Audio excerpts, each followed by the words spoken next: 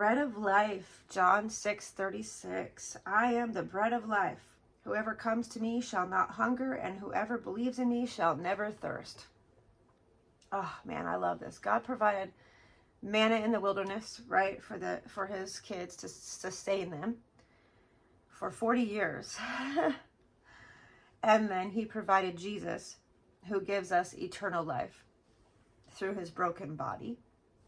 Jesus is the bread that sustains us. He is the bread that gives us eternal life when we believe and trust in him. I gotta share this testimony. So this one time, I walked into my house and I smelled fresh bread baking.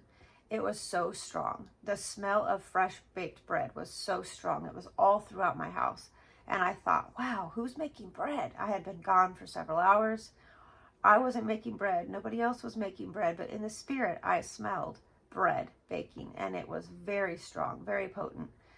And I just stood there asking the Lord, like, okay, what are you saying? And I heard in the spirit, I am the bread of life.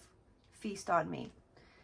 And there is a sustaining of life. There's like joy and lightness. And when we are feasting on Jesus, when we are spending time with him, when we are reading the word, there's a lightness that comes to us. There's a sustaining, like it's like we're eating. He is the word. Jesus is also called the word.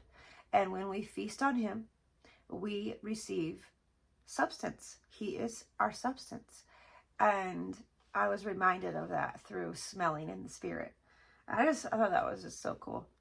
But I realized that as I feast on Jesus, as I eat the bread of life through reading his words and spending time with him and just being in his presence, enjoying him, I'm sustained. I feel satisfied. I feel full.